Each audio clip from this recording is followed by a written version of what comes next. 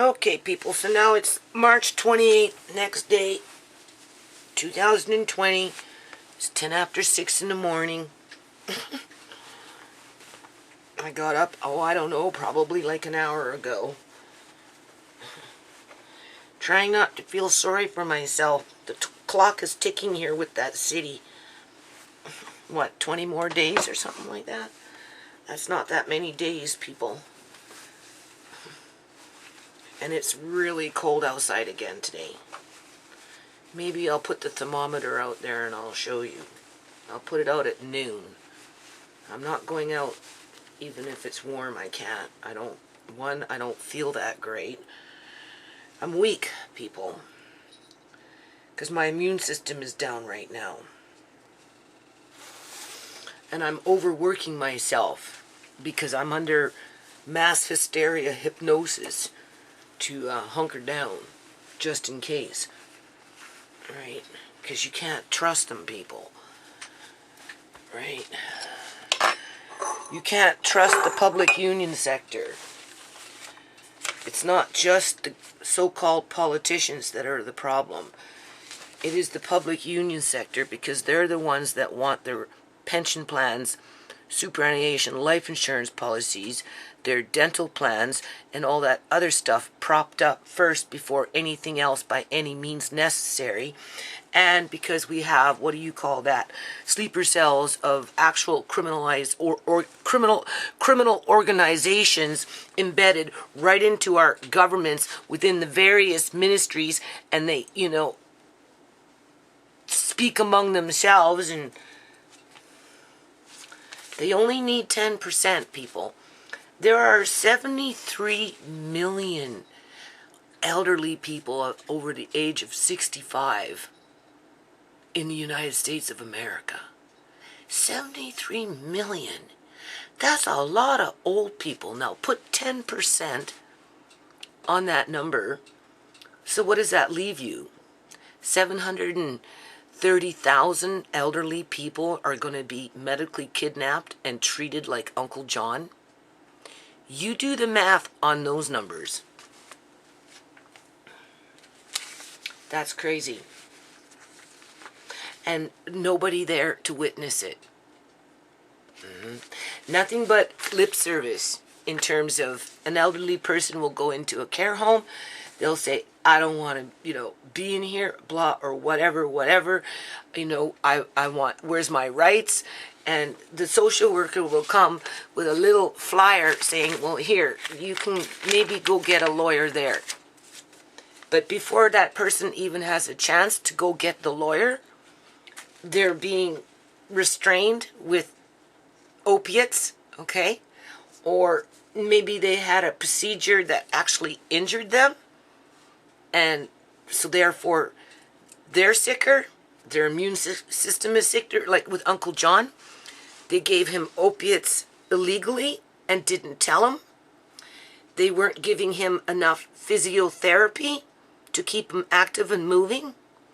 They were psychologically torturing him by putting him in a diaper and making him sit in it because the staff was too busy to help him to take him to the washroom. Right? His family was being attacked as they were being accused of abusing him. He was being attacked as he was being told that he was confused when he didn't agree to what they were presenting to him as to what he should do. And then they doped him up, put him to sleep, put him in a fucking hammock, people. Drove off in a little van with Uncle John sleeping in the van now. Or maybe they took him over in an ambulance. We don't know. All we know is when he got over on the other side, they took him straight to emergency because he was so sick. And then when the kids went to go see him, what did he tell them? When he woke up, everything was weird.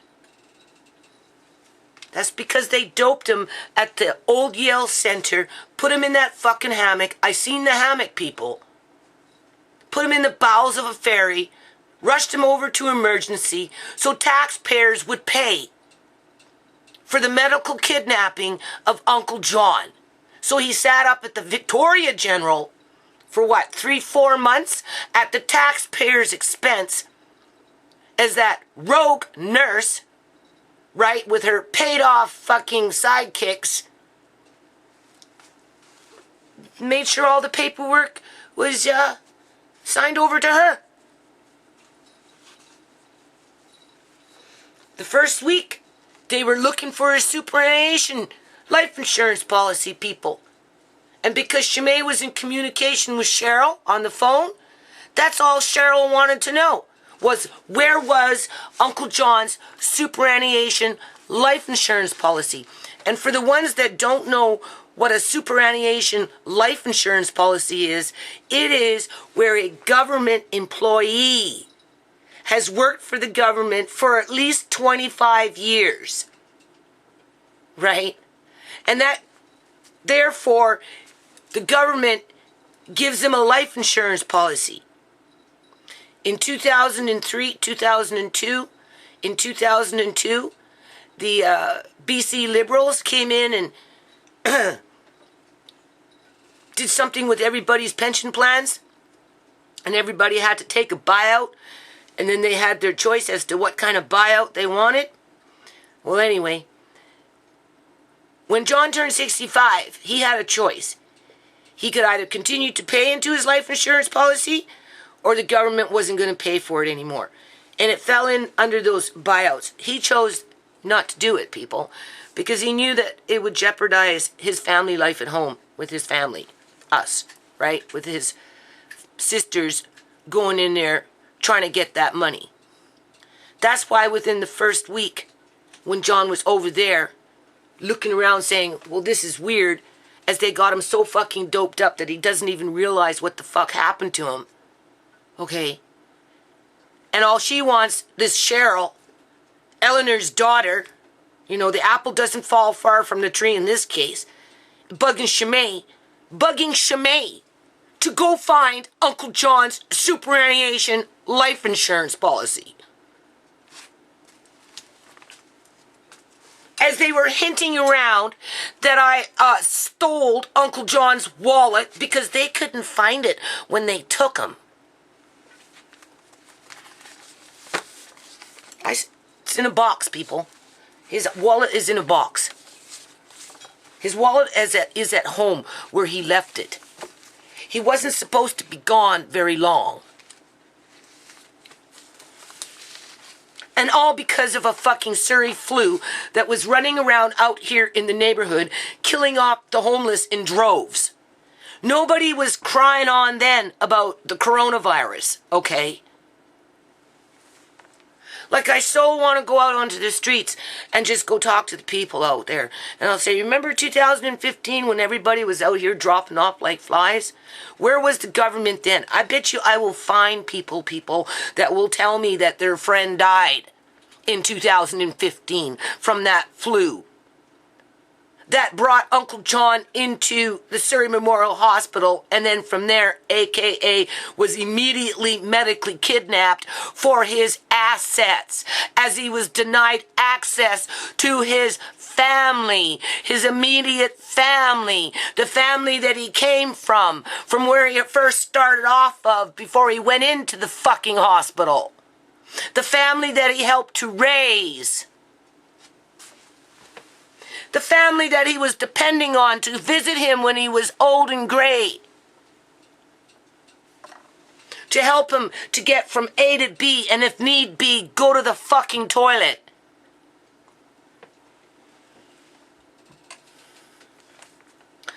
Anyway, Uncle John will be with me forever, people. Get used to it. Okay? That's what family is about.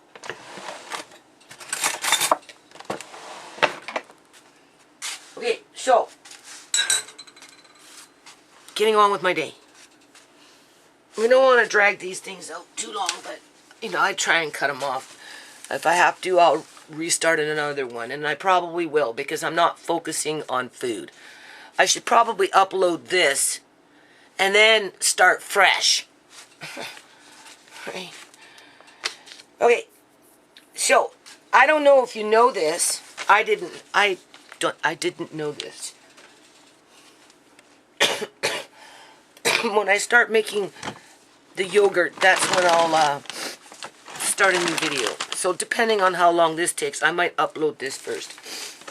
But did you know that you can make yogurt from powder milk? I didn't know that, people. That's a good thing to know.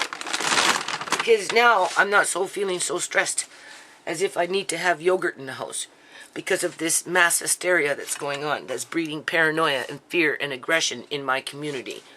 As everybody tries to be socially distanced from each other but polite at the same time.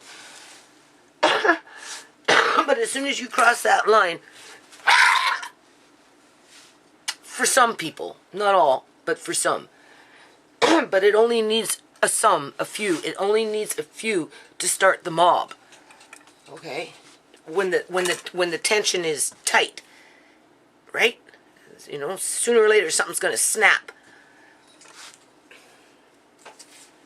Okay, the mob doesn't snap first. It only takes one or two to start the mob, right? That's what I'm trying to say. So anyway, we've got the skim milk powder, which apparently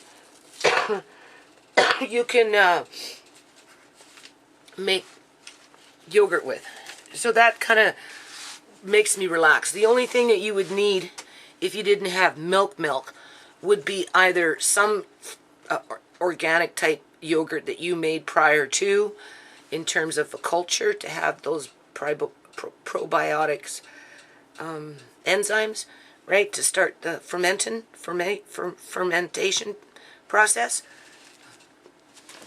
I haven't even started my day and I'm already tired. Okay? So, or I guess you can buy these little packets of something that you can do it that way. So, anyway. I found the recipe thing here for this blue thing. So, I'm going to try this, and we're going to see what we get. And let's just say, if you don't have a yogurt maker, because I've got other ones, I'll pull them out, you'll see them, right? I need to get this dehydrator out of here so I can plug other things into this element. So I have to kind of finish these up. So I'm just going to piece this stuff together. Anyway, if you don't have a yogurt maker, if you yourself don't have one, and it's not like you can run off to the store and go buy one. When you look at this, this is pretty straightforward. This is just insulated in styrofoam, you see?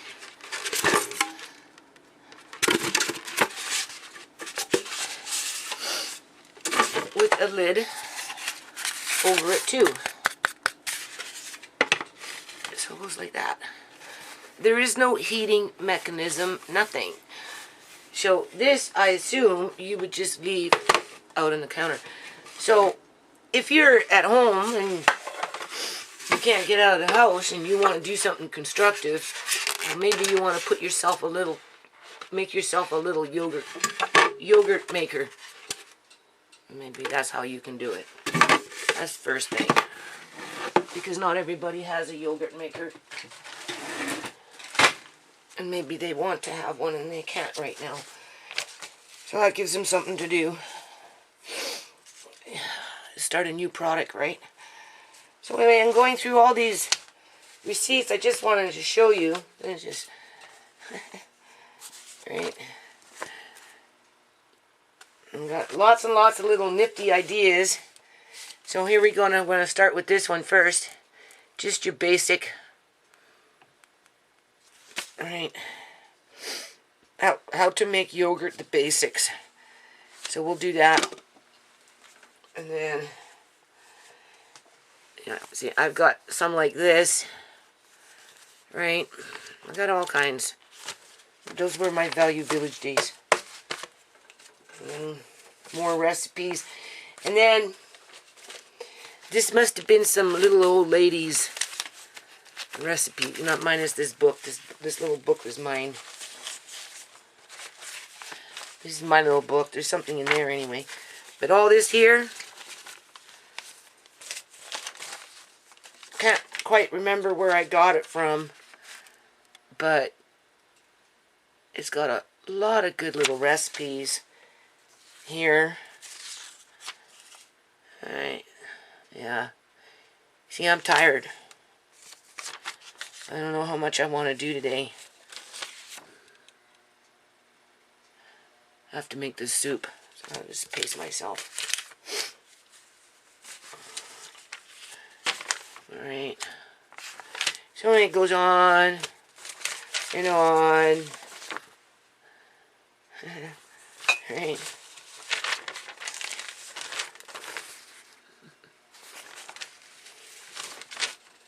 And then there's some kind of little chain letter here. Right, there's a little chain letter here. Where is it? For recipes. I don't know what I do with it. Somebody wrote something. I don't know. Where did I put it? Of course, I moved it, right? Oh, there it is. See? I don't know. This is some little chain letter that. And this is in my area, White Rock and Delta. I'm curious to know if these are old people and if they're still alive. Because if you look at the paper looks really old. Right, just because. It came in on another book that I bought. Like, I buy cookbooks every now and then, so it was probably like in between the pages or something. Honey nut banana bread. Yogurt, sweet yogurt coffee cake. So, okay, so now that we know, and then this was like to pass around recipes and stuff. This is a recipe tree, okay? Recipe tree. No money is involved, so it is perfectly legal. Send a copy of a favorite recipe to the person listed as number 1, right? In terms of right down here. Copy their letter and send it. Copy this letter and send it to 6 people with your favorite recipe enclosed. Only your name and my name should appear on the list. So every 2 people get something in the mail with 6 people. I don't know how. Anyway.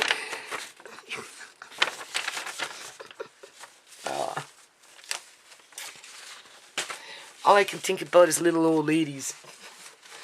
So we're getting into some little old lady recipes here. But before we do that, we have to make the yogurt. And I've pretty much gone through all of this. Currently, I'm just going to start with the basics. And what I've done is I've decided that I'm going to see if maybe I can freeze some of this yogurt after I make it. Because it is, it just helps to keep it longer, right? Although I do know that if you don't open a container and put air into it, it will stay longer. As soon as you put air into it, that's where the molds and stuff come in from the air, and it attaches itself to the food. And then once mold gets into food, because mold spreads out, right, it's not good for you. It can kill you, right, depending on the type of mold it is. So for yogurt, if it's molding, it's best not to eat it, right? Because we don't know how deep the mold is going into the food itself. And because it's a milk product, when it ferments, the molecular structure of the milk changes from one type of, and I don't know the name of it, like I'm thinking lactose, one type of enzyme, it ferments and it changes into another type, which has a different word for it, right? And then there's pros and cons to it. So anyway, I've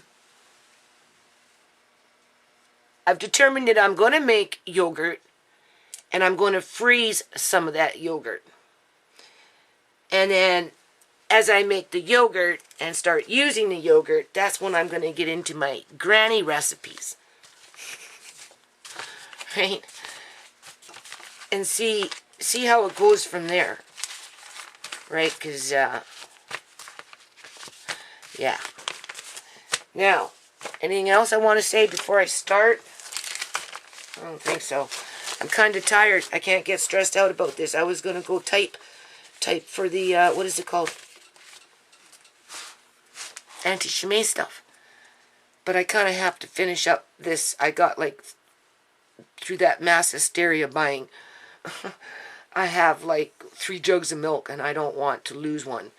So before it goes sour in the fridge, right, I'm going to make the yogurt with the homo milk and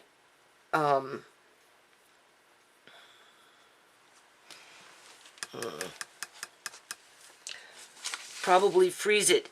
And then maybe what I'll do, oh, it's going to be a slow day, people. I hate it when you move and it kind of, like, you can feel it. Ugh. Like, if I make the yogurt in that big thing down there, and then when I want to go to store it, I don't know how well these will freeze, though.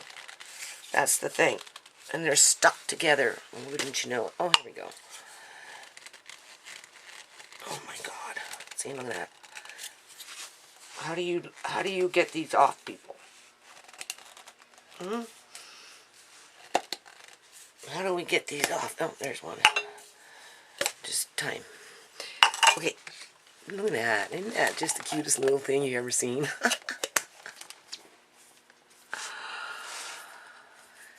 I think as long as you don't go all the way up to the top, you'll be fine. If you bring the yogurt to a level like that and give it enough room to rise in between the freezing process, you should be fine, right? So that's what I'm going to do.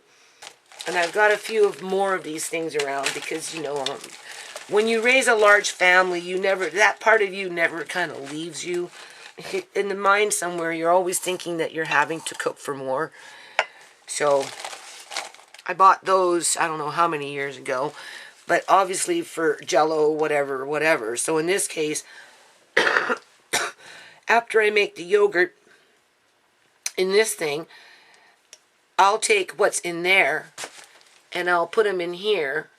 But before I do that, honestly, I should open up, what is it called?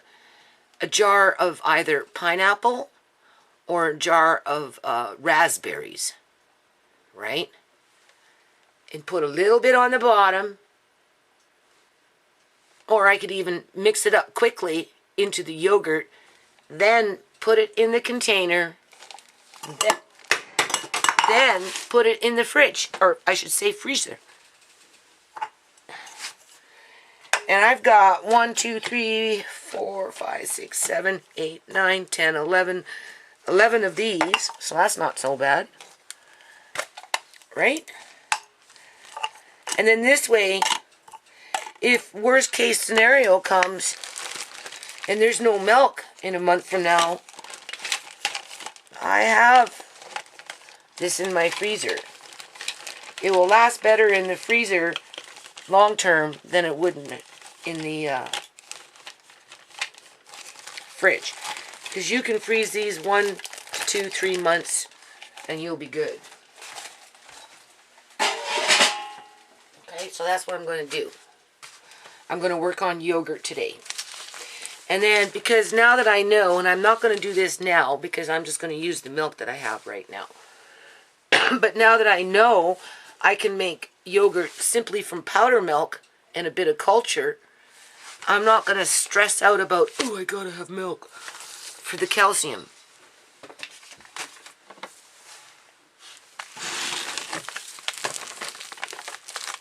This is old from food storage. Best before.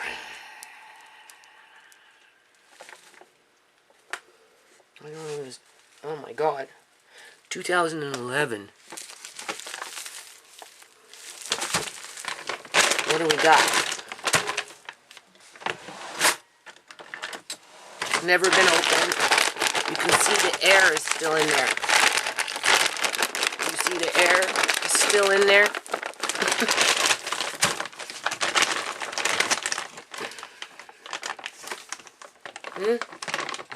I have to cut it. So I will be back. Okay, this is how I'm going to deal with it. It's 7 o'clock in the morning and I'm already having panic attacks, people, for not being outside working in the yard. That's what's giving me panic attacks right now.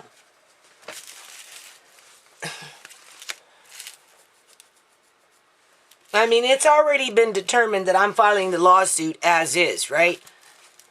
So that's not giving me panic attacks, although it is, but when it comes in light of the distorted reality that I'm living in regards to what my government has put upon my plate, in terms of this social distancing and mass hysteria and paranoia, and,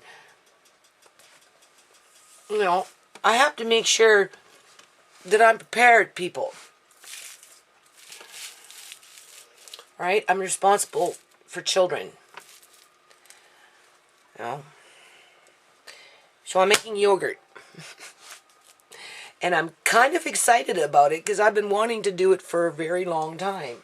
The only problem is I'm having panic attacks. And maybe what I should do is I should upload this so it doesn't drag out for an hour, and then start fresh with the yogurt and just really just focus on the yogurt, you know what I mean? And not worry about what you can't do today in the yard. Right? Because this is going to be a good thing. It's going to be economical. It's going to be nutritious. It's going to be tasty. It's going to be easy access. It's going to be fucking just, it's the right thing to do right now. So, I'm going to start with this one first. Okay?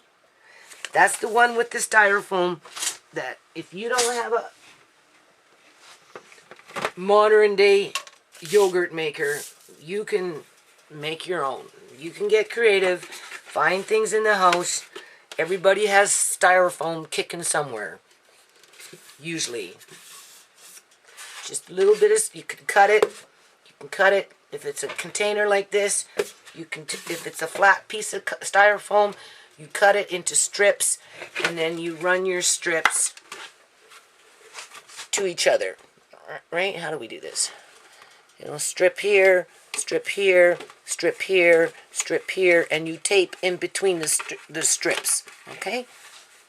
If you think that you can't find something to make it conform to the container, you can make it conformed.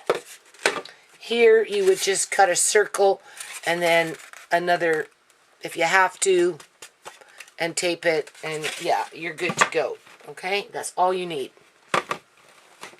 Now, this recipe, I'm not going to be typing whatever. You can write it down as you watch. Just go to the next video. But first, we're going to start with that container first. One pot at a time. I'm going to make 2 batches today. I will probably use this recipe before I use this one, because this one only uses 1 liter of skim milk. I mean, one liter of milk, which is 4 cups. This one uses 4 cups. This one uses 8 cups.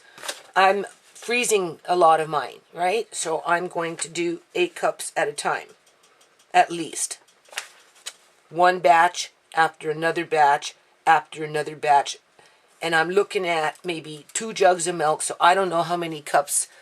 I don't know how many cups of milk are in each jug of milk, right? Which is a gallon approximately, right? I don't know. I have to figure this out. Okay, add to cold milk, and then it also 2.5 or 2% or skimmed. Add to cold milk, and this is what I like about this recipe, is it has the powder milk in it. Now I knew you could do, oh God, now I have to find it. I knew that you could do yogurt And if you want it richer, you add in the extra powder milk. Like there's another recipe in my house that's kicking around that I've made before that gave you the option to make it richer by adding in powder milk. I don't think it was this recipe because I never used this container. I used a different apparatus. So in the meantime, here it says a half a cup of non-fat milk powder and 2 teaspoons of gelatin. So I've got gelatin here. So one batch, I'm going to try it with the gelatin. I like this one because it's a larger batch with the powdered milk. And then it also gives you the temperatures that you heat it to. So if you're interested, you heat the milk to 82 degrees. Now I have a yogurt maker spoon, but not everybody has that. Okay. So here it doesn't tell you what the temperatures are. It just shows you when to add your starter. Whereas the actual directions for this one tells you to take your thermometer, cooking thermometer, right? And you go to 180 degrees Fahrenheit. What's pasturing? 190. Remember when I do the apple juice and I don't boil them in a hard water bath, canning, right? Because, you know, all you have to do is bring it to that 190, which pasteurizes the milk, or not the milk, it's between 185 and 190 for 1 minute, and what it does is it pasteurizes your food before you go to can it, okay? And what pasteurizing does is it kills off all the bacteria in terms of E. coli's and blah, blah, blah, blah, blah, right? And you can can your juice jars at 190 if you hold it for over 30 minutes, 20 to 30 minutes. And because it's been pasteurized, your juice is fine, right? You don't have to put it in a water bath and boil your juice jars for 10 minutes. So by the time you pull out your jars are half empty. No, you can do it at 190. So in this case, anyway, because you're not trying to kill off all the bacteria, right? You bring the milk to 180 degrees Fahrenheit. So you start it off on a medium low, right? And then you cool the milk to 118 degrees in cold water. So I guess you take your pot and put it in a sink that has a bit of cold water in it, right? I don't remember doing that. I just maybe let it drop, but here it tells you to do that. I don't know. Well, I'll read this one the next time I do that one. Okay, so anyway, just bring it down to 118 degrees Fahrenheit, your milk. And then that's when you add in your either your yogurt culture or yogurt that you already have, but it can't be the flavored kind. It has to be plain. Okay? And they recommend it to be not too old, but I've got older yogurt in my fridge that I'm going to use, so we're going to find out. Okay? And then you pour it into this little thing here, inoculated milk, into the inner plastic container, pre-rinsed with boiling water. So here we're trying to prevent the mold, right? That's why if I was to put anything, like if I made yogurt and I wanted to store it long time in my fridge, I would have probably sterilized my jars first before I transported the yogurt into the jar for longer storage at the back of Auntie ShaMay's fridge.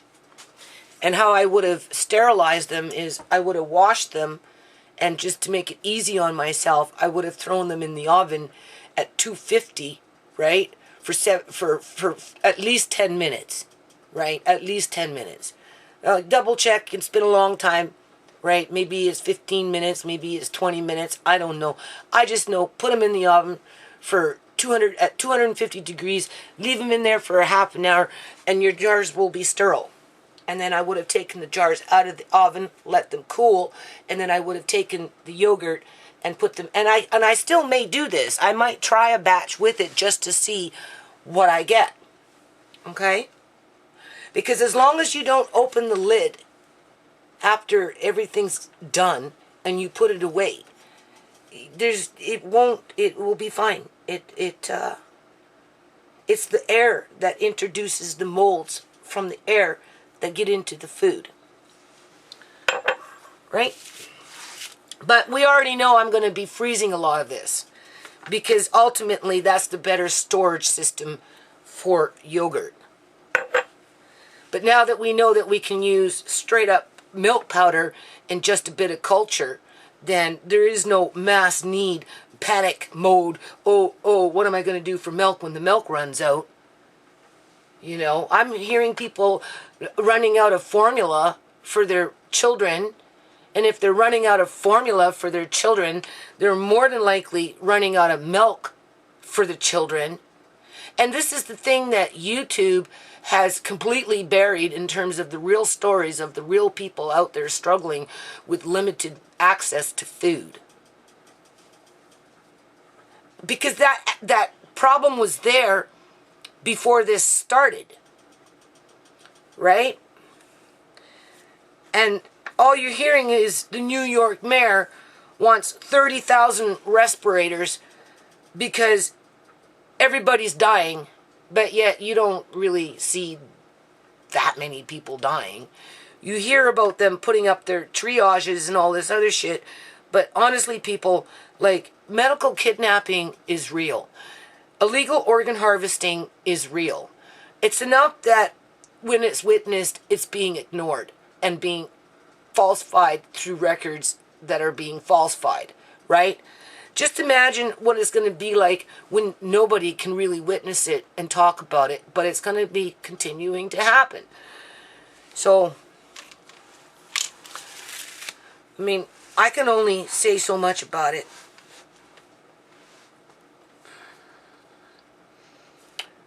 And then you put it in the container and you cover it.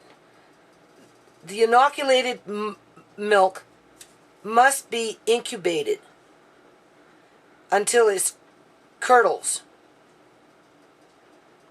Curdling usually requires 3 to 5 hours. Place the container of curdled milk in the refrigerator. So in this little instance, with this little thing, based on this recipe for it, it only says you have to leave it out for 3 to 5 hours. And then you put it in the fridge. Where if you use the other things that I'm going to be using, they say 10 to 12 hours. And this one is supposed to have a little heating source in it, which honestly, I've never noticed it to work properly. I don't know. Maybe it does, maybe it doesn't. So what's the difference between the two ways to make yogurt? Why does this one only take 5 hours and this one in this here takes 10 to 12 hours? That's something to think about. So we'll follow the directions for this. Maybe it's because of just the way it's insulated. Who knows? I don't know. We don't know. We won't know until we find out. Before using yogurt, save 4 tablespoons of yogurt, right? In a small jar, previously rinsed with boiling water. Get rid of those mold spores. That's what they're trying to do there. Because it just takes a spore to start the process, and then it spreads out, right? That's why if you open up a container of yogurt and there's mold in it, it's better not. I mean, if it's just little teeny on the rim, then you could maybe bypass it, right? But if the mold is growing right in the yogurt itself and you can see it's getting, like, yeah, you don't want that because it's gotten into the food itself and it's traveling down in through the food, right? So you just kill off your mold spores and then cover it up and it should be fine. This yogurt will serve for the next batch. So that's what we're going to do after I turn off this video. Swiss style yogurt. And because this video is already getting too long, I'm just going to upload it as is. Just business as usual right now, people. I guess I'm cooking still for a couple more days. And if you notice, look how I'm leaning up against the counter with my feet pushing up against that. I'm like, cool your yogurt for about 2 hours. Okay, so you put everything in there. Now if you want to make Swiss style yogurt with this type of idea, you put everything into your container, you cover it up, and then 2 hours later you come back, you stir the curd to consistency of smooth, heavy cream. That sounds good.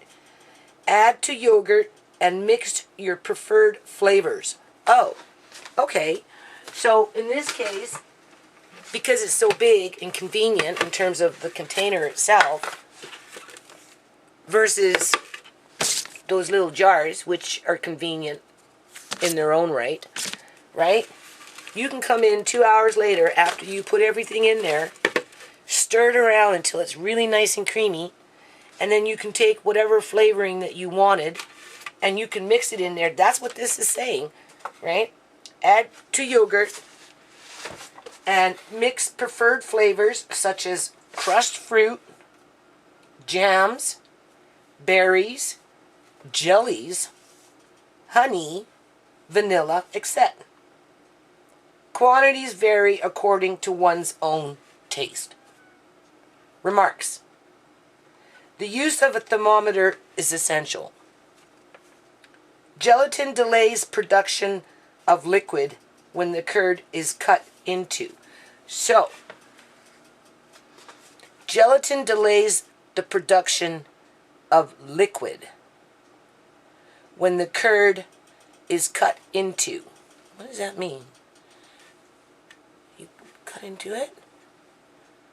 Gelatin delays production of liquid when the curd is cut into. So it just helps prevent it from accumulating water. Because once you cut the yogurt, right, you've injured it, I guess you could say, and it goes into a chemical reaction and it leaks water. That's why sometimes you have to stir these things. So, addition of milk powder increases firmness. Remember I said you add in a little milk powder and it brings it a little more creamier, right? And nutrition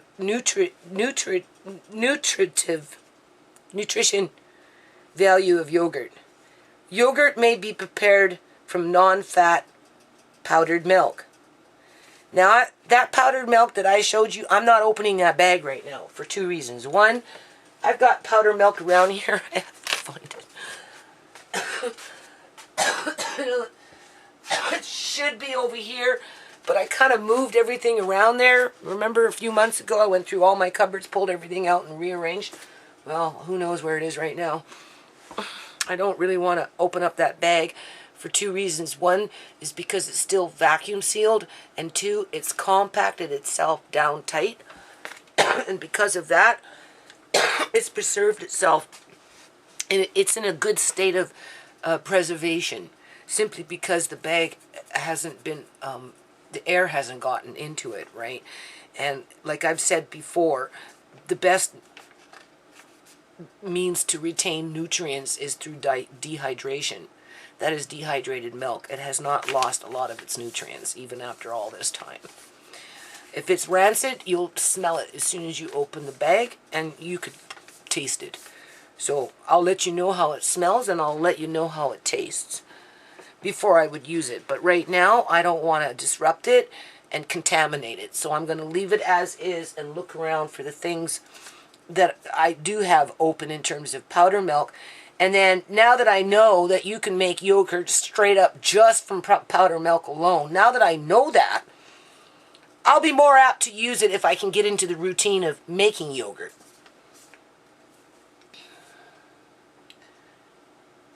It is advisable to renew the yogurt culture monthly for the following reasons. To prevent progressive contamination of yogurt by microorganisms from air, your mold spores. and whatever else floats around. Utensils, containers, hands, clothes, etc. To keep the balance between species of lactate bacteria of the yogurt culture. Remember I told you, you have milk, which is a lactose, and then it goes into a lactate. Lactic. It goes into a lactic state. And that's what you want, is the lactic, which is a live organism. But when it begins to die, that's when you get spoilage, right? To eliminate defects, okay.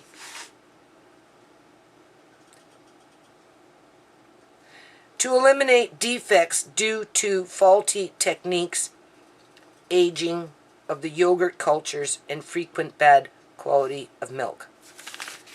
So, we'll start with this one, okay? And I'm going to upload this now. I'm going to look for my milk powder. Now, that wasn't so hard, now was it, people? Look at that. That's 3 stalks of celery. Nice they are, right? And before I use these ones, I'll just tighten up the jar. And I'll take them down. I'll clean this off, because this is an old lid. I'll take a, vim to it, and I'll write down celery 2020 of whatever month it is, March. And I'm just going to put it downstairs where I'm going to take my old ones that I have, I'm pretty sure, down there. Or maybe I already brought them up and they're just kicking around here. I don't know. Anyway, I'm putting these downstairs because I don't really need them right now. Or maybe I'll keep them out until I find the other ones. And when I find the other ones, then I'll put these downstairs. And if I need to use them, I have them. And then as for the peppers, well, I'm going to leave them in this jar. And then what happens over time with peppers, the longer they sit in the jar, they shrink, right? Doesn't mean they're bad. It just means that they're drying up, right? Just going to sleep more. All right? The nutrients are condensing more, right? Because I'm going to, at some point over the next week or so, pull out a jar, because it's in there. I've got some in there, and I've got some in there of this already that the only reason I don't use them is because they're so hard to fucking get to. It's not that they're, well, they are. These cupboards are small. I have small cupboards.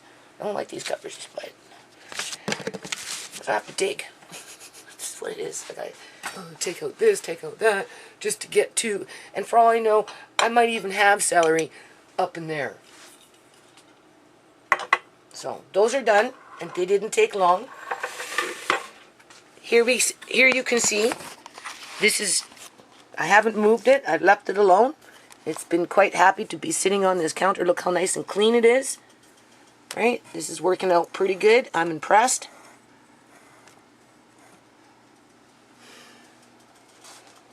And the candies. I fell asleep. Forgot to turn that back on. But you can see, see how there's now starting to crystal? You can see how I separated everything. So every time I turn on the camera, I turn off this and then I turn it back on. Okay, so we will be back, people.